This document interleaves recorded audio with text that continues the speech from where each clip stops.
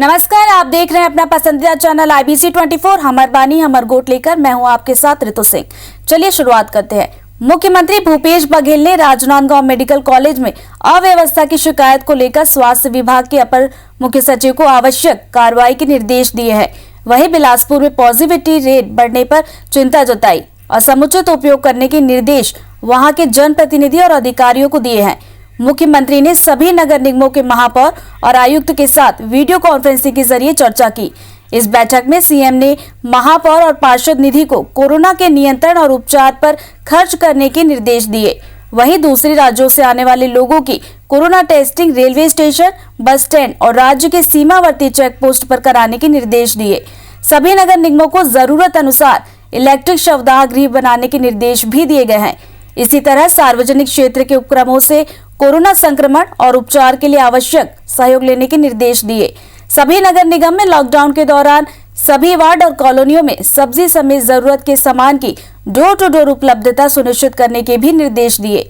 CM Bhupesh Baghel की महापौरों के साथ बैठक में कई महापौरों ने आइसोलेशन सेंटर को अस्पतालों में तब्दील करने के सुझाव दिए। आइसोलेशन सेंटर में वेंटिलेटर की व्यवस्था करें।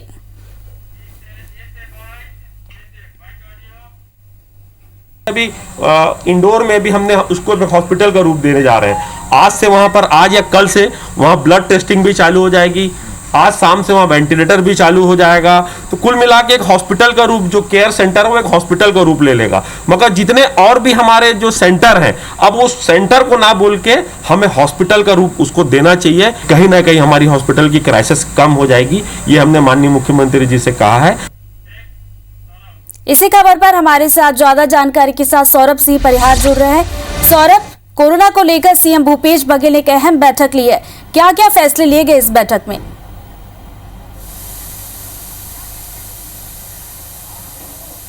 बिल्कुल, देखिए, छत्तीसगढ़ में कोरोना का आंकड़ा भयावह हो चुका है। रोजाना 12 से 14 हज़ार अगर एवरेज देखें पिछले 20 दिनों का, तो यही आंकड़ा आ रहा है। इस स्थिति से निपटने के लिए सरकार लगातार जो है जनप्रतिनिधि है, हर वर्ग के लोग हैं, समाज के प्रमुख हैं, सबसे बातचीत कर रहे हैं। मुख्यमंत्री पिछले दिनों सर्वदलीय बैठक भी बुलाए थे और कहीं ना कहीं इस समस्या का हल जो है सभी लोगों से बातचीत कर ही निकाला जा सकता है। और फिर राज्य सरकार जो है तमाम उपाय कर रही है। आज एक बार फिर से मुख्यमंत्री भूपेश बघेल ने सभी नगर निगमों के महापौर और आयुक्तों से चर्चा की है और इस दौरान जो है मुख्यमंत्री ने कई जो है निर्देश दिए हैं। और सबसे महत्वपूर्ण तो मुख्यमंत्री आज जो है जब राजनांदगांव मेडिकल कॉलेज की शिकायत पर जो है उन्होंने जो है नाराजगी जताई है और उन्होंने कहा है कि कोरोना काल के दौरान जो है सभी को मिलजुल कर काम करना होगा और राज्य सरकार के जो निर्देश है उस निर्देश का जो है पालन करना जरूरी है। मुख्यमंत्री भूपेश बघेल ने इस आज की बैठक में 4 से 5 बड़े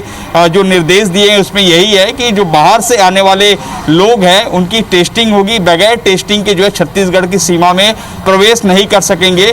इसी तरीके से ये देखा जा रहा है कि लॉकडाउन के कारण जो है गरीब वर्ग के लोगों को राशन की काफ़ी दिक्कत हो रही है। इसलिए मुख्यमंत्री ने निर्देश दिए हैं कि मई और जून का राशन एक साथ दिया जाए और निःशुल्क दिया जाए, क्योंकि लोगों के पास अभी पैसे भी नहीं है, इसलिए निर्देश दिए गए। तीसरी सबसे महत्वपूर्ण चीज, कई महापौरों ने सुझाव दिए हैं कि जो भी आइसोलेशन सेंटर है उसको जो है हॉस्पिटल की तरह हॉस्पिटल में जो है तब्दील किया जाए और वहाँ पर वेंटिलेटर जैसे और अन्य फैसिलिटी दिए जाए, ताकि जो भी क्राइसिस चल रहा है अस्पतालों में जो भीड़ है वो भीड़ जो है कम हो जाए। मुख्यमंत्री भूपेश बघेल ने 2-3 और महत्वपूर्ण बात ये भी कही कि जो जनप्रतिनिधि हैं, राजनीतिक दल से जुड़े लोग हैं, एनजीओ से जो जुड़े लोग हैं, वे ज़्यादा से ज़्यादा जरूरतमंदों की मदद करें और जो है गर्म भोजन के साथ साथ उन्हें सूखा राशन भी पहुंचाएं। मुख्यमंत्री भूपेश बघेल ने यह भी कहा है कि ज़्यादा से ज़्यादा वैक्सीनेशन के काम जो है नगरीय निकाय क्षेत्रों में होना चाहिए, ज़्यादा से ज़्यादा साफ सफाई होना चाहिए और जो होम डिलीवरी की बात कही गई है, राशन, किराना और सब्जी फल की, वो जो है उनकी उपलब्धता सुनिश्चित की जाए ताकि जो लोगों को दिक्कत ना हो। इसी तरीके से मुख्यमंत्री भूपेश बघेल ने कहा है कि जो महापौर और जो पार्षद निधि की जो राशि है वो कोरोना संक्रमण और उपायों पर खर्च किया जाए। इससे ही जो हमें कोरोना से मुक्ति मिल सकेगी। और लगातार हम देख रहे हैं कि मुख्यमंत्री एक के बाद एक जो है ऐसे निर्णय ले रहे हैं है, जिसका स्वाभाविक तौर पर जो है असर पड़ेगा। लेकिन अभी फिलहाल छत्तीसगढ़ में जो आंकड़ा है वो 6 लाख के लगभग पहुंच रहा है और पॉजिटिव की संख्या की बात करें तो 1.25 लाख के लगभग पहुंच गए हैं जो भी कोरोना पॉजिटिव पेशेंट है। वहीं मौत का आंकड़ा देखें तो 6,500 से ज़्यादा हो गया है। इस स्थिति से निपटने के लिए वास्तव में राज्य सरकार के साथ जो है स्थानीय जो प्रशासन है, स्थानीय जो जनप्रतिनिधि है, उनको काम करना होगा, राज्य सरकार के निर्देशों का पालन करना होगा। लेकिन दूसरी ओर राज्य सरकार लगातार जो है आईसीयू बेड है, वेंटिलेटर है, ऑक्सीजन है, ऐसी तमाम चीज़ों की व्यवस्थाएं करने के लिए जो है लगातार प्रयास कर रही है। लेकिन कहीं ना कहीं पूरे देश में ये स्थिति जो है भयावह है। ऐसे में जो अगर रेमडेसिविर इंजेक्शन की बात करें तो मुख्यमंत्री ने भी कहा है कि सभी अस्पतालों को रेमडेसिविर इंजेक्शन दिए जाएं और उसकी उपलब्धता सुनिश्चित की जाए। और कई बार ऐसे भी देखा गया है, कई बार शिकायतें आई कि प्राइवेट हॉस्पिटल्स को नहीं मिल रहा है, तो कभी जो है इसके कारण लोगों की मौत हो रही है। इसी को लेकर मुख्यमंत्री ने कहा है कि सभी अस्पतालों को जो है उनकी जो मांग है या जो उनके पेशेंट के हिसाब से दिए जाएं। अब देखना होगा कि मुख्यमंत्री ने आज जो बैठक की है सभी महापौरों के साथ, हमने कल देखा कि सभी जो विधायक हैं उन लोगों से चर्चा किए थे, इससे पहले सर्वदलीय बैठक में बात किए थे। कहीं ना कहीं इस बैठक से ही जो है इसका हल निकलेगा और सभी लोग एक साथ जो है सरकार के साथ आएंगे, तभी इसका हल निकल सकता है। बिल्कुल, तो सीएम भूपेश बघेल ने आज ये अहम बैठक ली और सभी लोगों से कोरोना से निपटने के लिए सहयोग लेने के निर्देश दिए। बहुत बहुत शुक्रिया सौरभ आपका जानकारी के लिए। लॉकडाउन को बढ़ाने के साथ जिला प्रशासन ने लोगों को फल, सब्जी और राशन मिल सके, इसके लिए कुछ और छूट दी है। राशन दुकानों को होम डिलीवरी की छूट दी गई है, लेकिन प्रशासन ने होलसेल मंडी बंद रखी है, जिसके चलते सप्लाई चेन बाधित हो रही है। लोगों को राशन मिल तो रहा है, लेकिन जरूरत की वस्तुओं का स्टॉक नहीं होने से उन्हें पर्याप्त मात्रा में सामान नहीं मिल रहा। साथ ही सुपरमार्केट और ग्रोसरी शॉप संचालकों को होम डिलीवरी देने का संकट भी आ रहा है, क्योंकि स्टॉक की कमी है। जिला प्रशासन से थोक मार्केट को भी जल्द शुरू करने की मांग की जा रही है, ताकि जरूरी सामानों की सप्लाई बाधित न हो। थोक दुकानें बंद होने से हमें बहुत सी समस्याओं का सामना करना पड़ रहा है। फल सब्जियां इतनी महंगी मिल रही हैं कि हम अफोर्ड नहीं कर पा रहे हैं। हम चाहते हैं सरकार इस तरफ ध्यान दे। अनाज की दुकानें भी पूरी तरीके से बंद हैं, थोड़े समय के लिए उन्हें खुलवाए, सरकार ध्यान दे। सबसे बड़ी दिक्कत जो आ रही है स्टॉक अवेलेबिलिटी को लेकर के है, क्योंकि होलसेल और पूरा का पूरा बंद पड़ा हुआ है। हम डिमांड बहुत ज्यादा है, माल लाएं कहां से, तो माल लाने की बहुत बड़ी समस्या है। छत्तीसगढ़ सरकार के स्वास्थ्य और परिवार कल्याण विभाग ने कोरोना की जांच रिपोर्ट में देरी होने और इस बीच लक्षण नजर आने पर कुछ दवाओं के सेवन की सलाह दी है। इसमें आइवरमेक्टिन की गोली 5 दिन तक रोज 1 लेनी है। साथ ही डॉक्सीसिलिन दिन में 2 बार 1 हफ्ते तक लेनी है। इसके अलावा पैरासीटामोल दिन में 4 बार 3 दिन तक ले सकते हैं। विटामिन सी की गोली दिन में 2 बार ले सकते हैं। साथ ही जिंक टैबलेट भी रोज 1 ले सकते हैं। सभी दवाएं खाना खाने के बाद ही लेनी होंगी।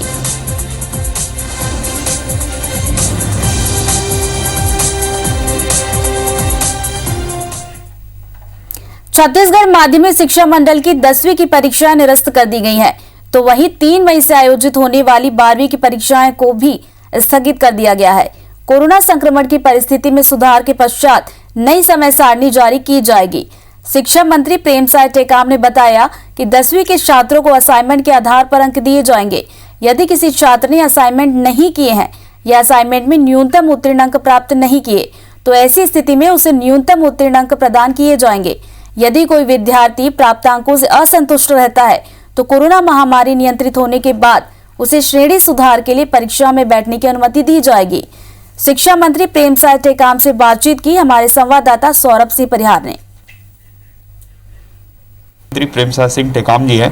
टेकाम जी, एक बार फिर से परीक्षा स्थगित कर दी गई है। किस तरीके से अब आने वाले दिनों में परीक्षा होगा कि नहीं होगा, क्योंकि जैसे आप बता रहे हैं कि 10वीं की परीक्षा भी पहले स्थगित की गई, अब फिर रद्द की कर दी गई है। हाँ, देखिए, कोरोना का संकट अभी बहुत ही गति से बढ़ रहा है छत्तीसगढ़ में, और ऐसी स्थिति में चाहे वो सीबीएसई हो, चाहे आईसीआईसी हो या दूसरे राज्य के भी सरकारों ने फैसला लिया है, और उसी तारतम्य में हम लोग भी आज यहाँ पर ये तय कर रहे हैं कि 12वीं की परीक्षा जो 3 मई से होने वाली थी, उसको आगामी तिथि तक के लिए उसको स्थगित किया गया है उसको, और उसको अगर जिस सामान्य स्थिति होगी तो फिर उसकी परीक्षाएं ली जाएगी। सर, जैसे हमने ये भी देखा कि जो 10वीं की परीक्षा आप लोगों ने रद्द कर दी है, उनको आगे कक्षा में अब कैसे भेजा जाएगा, क्या प्रक्रिया अपनाई गई है? 10वीं की परीक्षा को निरस्त किया गया है सब, और कई राज्यों ने भी इसको निरस्त किया है। तो हम लोग ने कोरोना के जो संक्रमण को देखते हुए इसको निरस्त किया, और उसका जो मार्किंग होगा उसमें जो नंबर दिए जाएंगे वो स्कूलों में जो आंतरिक मूल्यांकन किया गया होगा उसका, तो उसके आधार पर उसका मूल्यांकन करके उसको नंबर दिए जाएंगे। और जो छात्र उस मूल्यांकन में अगर नहीं बैठ पाया होगा या अनुपस्थित रहा होगा तो उसको पासिंग मार्क देकर उसको पास कर दिया जाएगा, किसी को फेल नहीं किया जाएगा, ऐसा हम लोगों ने सोचा है। तो ये थे हमारे साथ शिक्षा मंत्री प्रेमसाद सिंह टेकाम जी, जिन्होंने बताया कि 2.5 लाख के लगभग जो है 12वीं के स्टूडेंट हैं जो आने वाले 3 मई के जो एग्ज़ाम हैं उस पर शामिल होने वाले थे, लेकिन सरकार ने देखा जिस तरीके से कोरोना का आंकड़ा सभी जिलों में बढ़ रहा है, इस स्थिति में बच्चों से एग्ज़ाम लिया जाना उचित नहीं था, इसलिए परीक्षा स्थगित कर दी गई है। अभी कैमरामैन नजीर के साथ सौरभ सिंह परिहार, IBC 24 रायपुर। बस्तर जिले में कोरोना का संक्रमण बढ़ता ही जा रहा है। बुधवार को जिले में रिकॉर्ड 220 नए मरीज मिले, जबकि पिछले साल एक दिन में सबसे ज्यादा 143 मिले थे।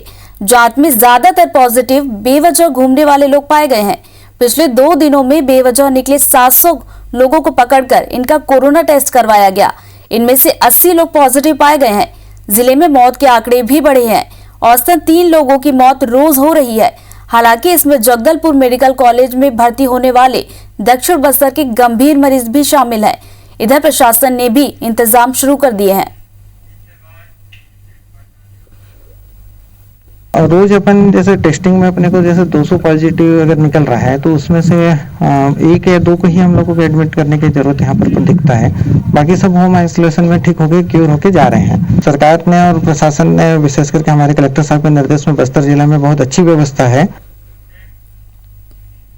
रायपुर के पचपेड़ी नाका स्थित राजधानी हॉस्पिटल में हुई आगजनी में 6 कोरोना पेशेंट की मौत के मामले में अब तक पुलिस ने जांच तक शुरू नहीं की है। सप्ताह भर गुजर जाने के बाद भी पुलिस अब तक अस्पताल के मालिकों का नाम भी पता नहीं कर पाई है। ऐसे में इस पर कई सवाल खड़े हो रहे हैं। इस मामले में पुलिस ने कार्रवाई के नाम पर केवल अस्पताल प्रबंधकों के खिलाफ धारा 304A का मामला दर्ज किया है और हॉस्पिटल के प्रबंधक अजीत सिंह सहित 11 लोगों के बयान लिए हैं। विद्युत और हेल्थ विभाग ने लेटर लिखकर कुछ जानकारी मांगी है। घटना के बाद से हॉस्पिटल को सील भी कर दिया गया है, लेकिन अब तक विद्युत और स्वास्थ्य विभाग की टीम वहां जांच तक के लिए नहीं पहुंच पाई। फॉरेंसिक की टीम ने भी घटनास्थल की जांच नहीं की है।